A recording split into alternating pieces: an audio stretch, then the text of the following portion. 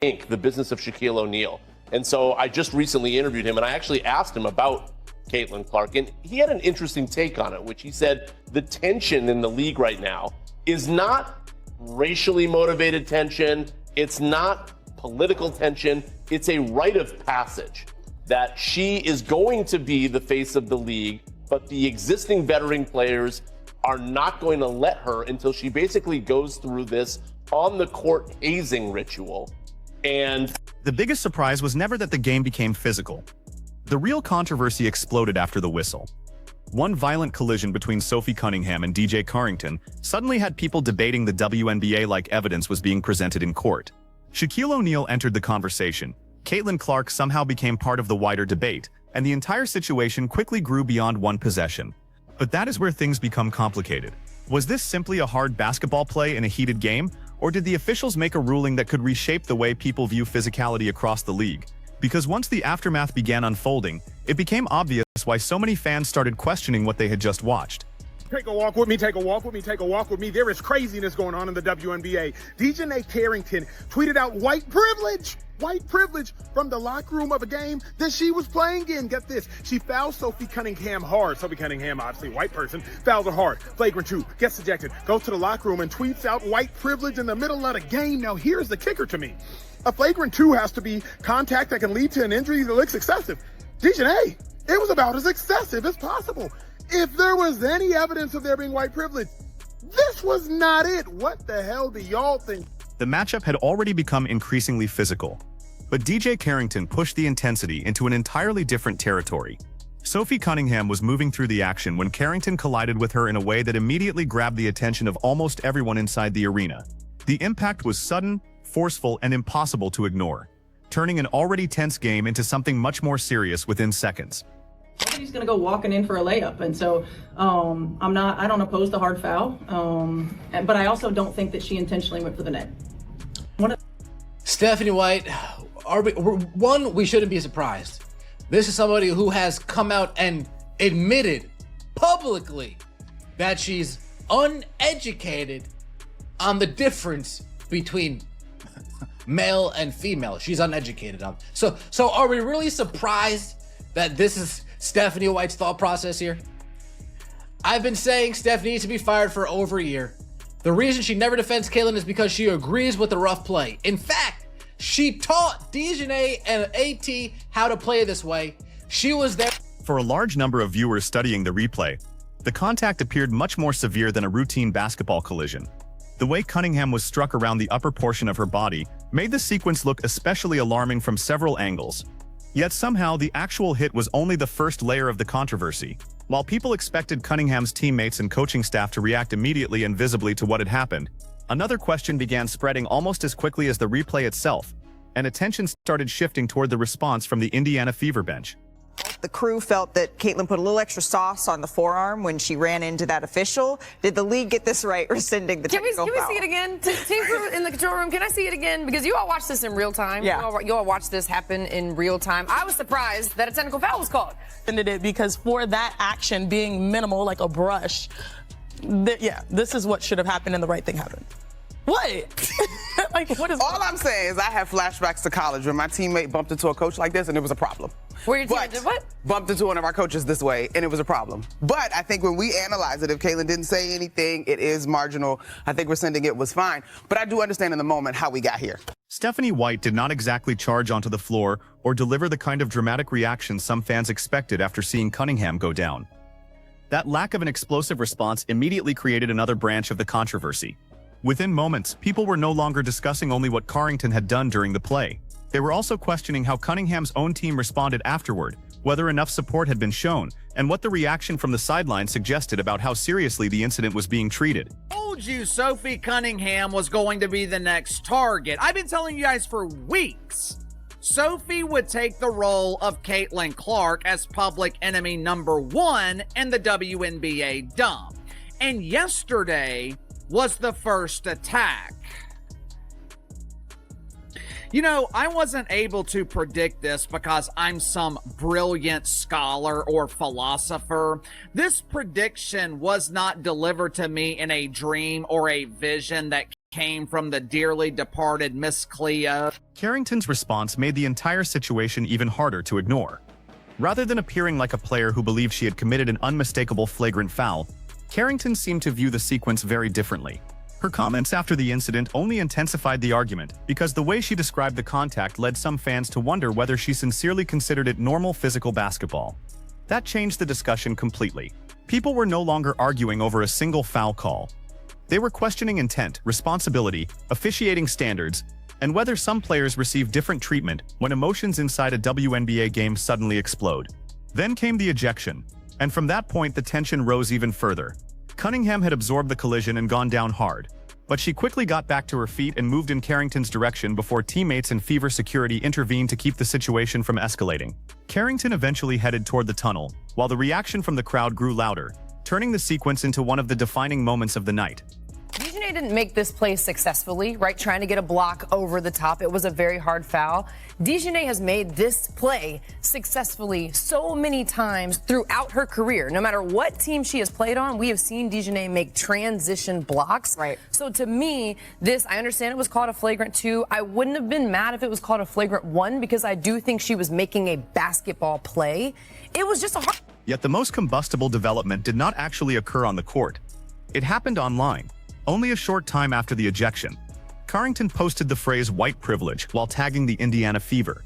According to the timeline described in the transcript, the post appeared approximately 8 minutes after the foul, while the game was still being played. In an instant, the controversy changed shape again. This was no longer only a debate about excessive contact. It became a discussion about motivation, perception, identity, and everything surrounding the confrontation. That was the point where an ordinary basketball dispute became something far larger than one whistle. Some voices publicly supported Sophie Cunningham, arguing that what happened to her went beyond the kind of physical contact players normally expect during competitive games, and that the reaction surrounding the situation had become unusually intense.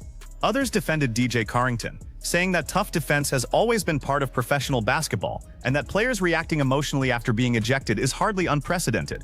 But one theme repeatedly surfaced among NBA voices watching the situation unfold: officiating consistency. More players and former players began expressing the same concern in slightly different language. The standards seemed unclear. They noted that similar contact in the NBA might be ruled a common foul or upgraded to a flagrant, depending on the circumstances, while WNBA decisions sometimes appear to vary significantly from one game to another. In their view, that uncertainty is exactly what produces frustration and eventually creates public confrontations like this.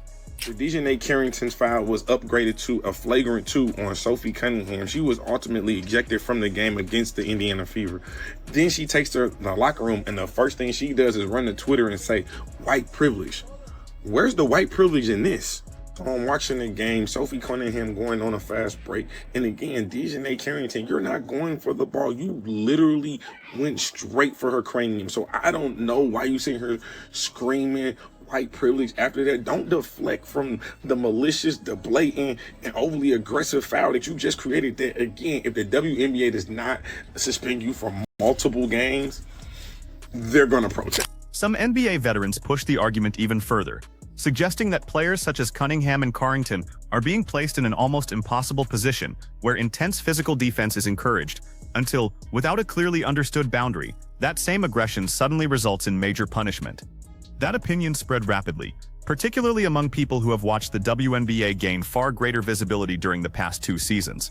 Then older disputes began resurfacing and changing the discussion again.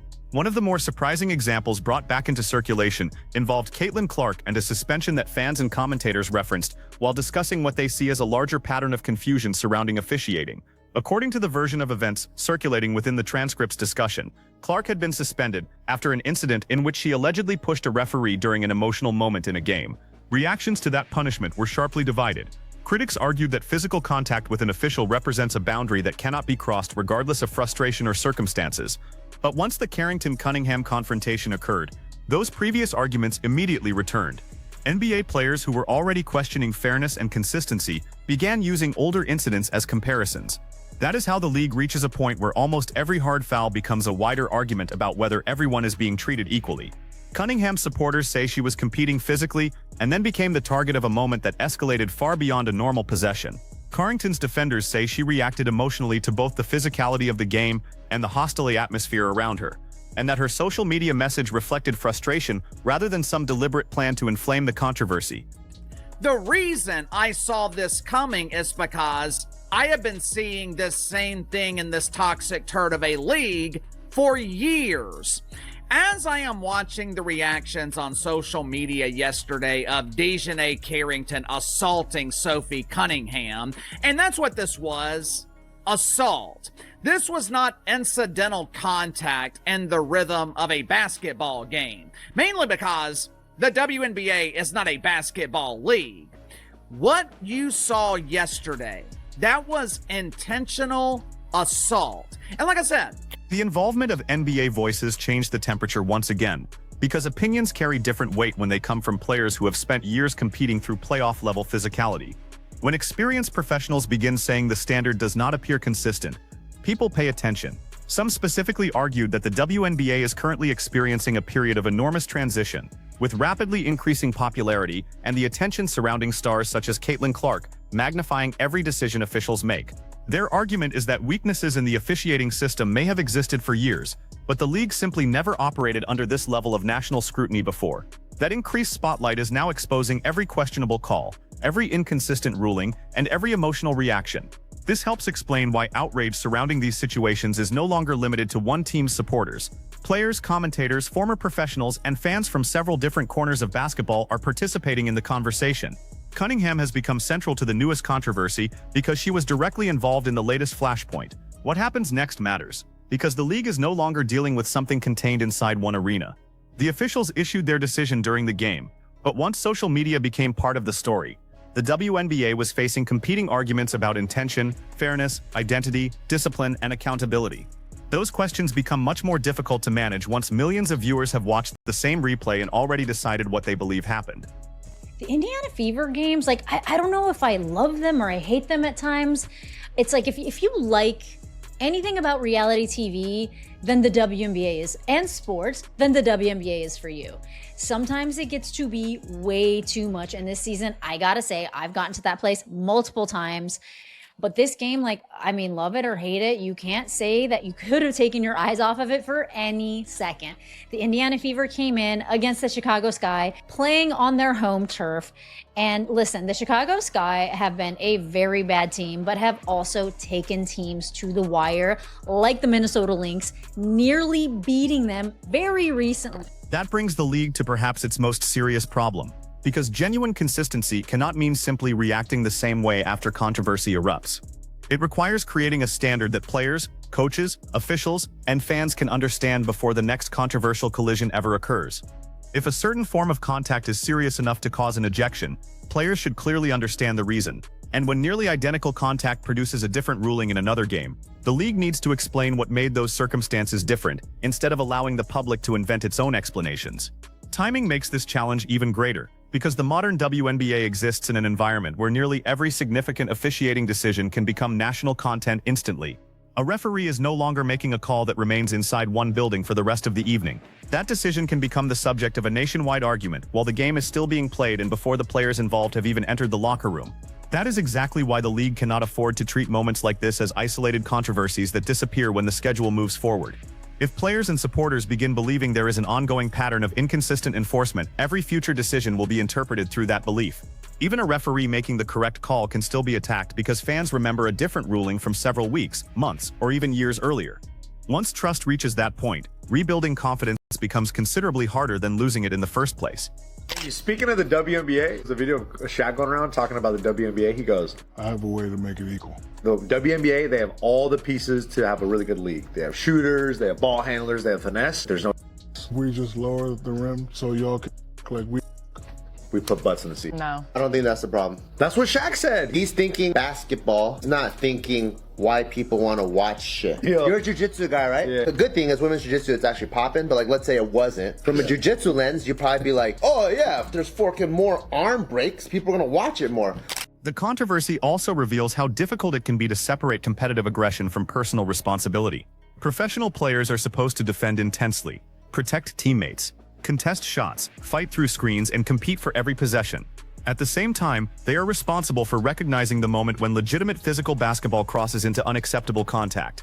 Basketball has always required that balance. What has changed is the amount of attention surrounding today's WNBA, where a controversial whistle can now be examined from multiple camera angles by millions of people within minutes. Increased scrutiny does not automatically hurt the league. In many ways, it can be beneficial because public pressure can encourage leagues to improve transparency and enforce standards more consistently. Problems begin when discussion stops focusing on what can actually be established from the play and becomes dominated entirely by narratives surrounding the people involved. At that stage, evidence can become less important than whichever interpretation fans already prefer, and every new replay angle becomes ammunition for one side of the argument. The fans recognize this dynamic as well. A defensive sequence that might once have received only a few seconds of attention can now become a major national talking point simply because it involves certain players. That does not mean athletes should become afraid of playing aggressively, because removing physical competition would undermine professional basketball itself. It means the league must apply and explain its rules clearly enough that aggressive competition does not constantly become overshadowed by suspicion about how those rules are being enforced.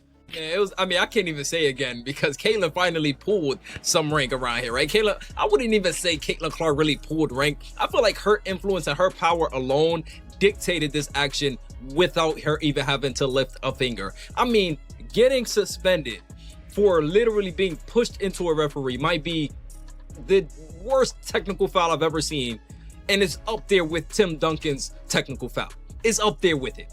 But anyways, Caitlin Clark's technical foul, her 8th technical foul, which would have suspended her, which would have disqualified her from playing against the New York Liberty in Indiana on ESPN, her 8th technical foul. As chaotic as the situation has become, there is also an important lesson for the athletes involved.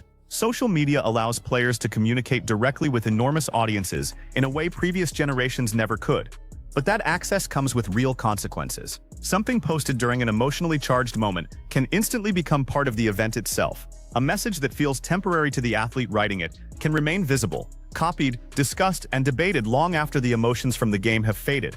That is one reason the aftermath of an incident can sometimes cause more damage than the original moment. The referee's whistle may end the possession, but the internet keeps replaying it. Officials can examine the footage, announce a ruling, finish the game, and move forward, while fans continue studying every angle and arguing over what each frame supposedly proves. Once that process begins, the league no longer controls the direction of the conversation because the controversy develops its own momentum. The WNBA has to find a way for heated moments to remain part of the drama of competition without allowing each one to develop into another crisis surrounding the league's credibility. Ultimately, nobody is arguing that professional basketball should become non-physical. Physicality belongs in the sport. The much more important issue is whether players, coaches, referees, and fans share a clear understanding of where legitimate competitive contact stops and unacceptable behavior begins. Either way, DJonai Carrington came in and did not make the game boring at all. She hard fouled Sophie Cunningham in transition. Absolutely a flagrant 2. Just look at the way that Sophie Cunningham goes down. Dangerous, reckless, not okay. And what makes matters worse is DJonai Carrington goes to Threads and she posts white privilege, tagging the Indiana Fever. Now, I gotta say, this is something I just can't get down with anymore. Like the whole divisiveness of an issue that has nothing to do with white privilege. That distinction becomes even more important when the people involved already attract enormous public attention.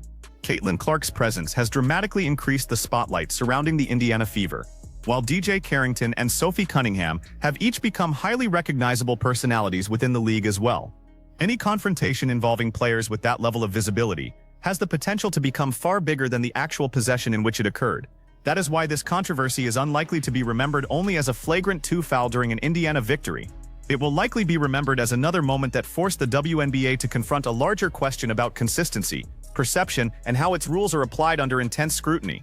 What the league needs most is a standard that remains understandable when cameras are everywhere, fan bases are already divided, and social media is prepared to turn the next controversial clip into a national debate within minutes. The next chapter will not be decided only by what occurred during this particular game. It will depend on how the league responds, how players handle the aftermath, and how fans interpret what happens going forward. When these teams face each other again, people will be paying attention to much more than the scoreboard. They will be watching to see whether this controversy changed the atmosphere, whether the physical intensity can remain competitive without becoming personal, and whether officials can convince everyone that the same rules apply no matter which player is standing in front of them. That is the challenge waiting for the WNBA, because a single controversial game can generate enormous headlines, but only consistent decisions can stop those headlines from becoming a permanent pattern.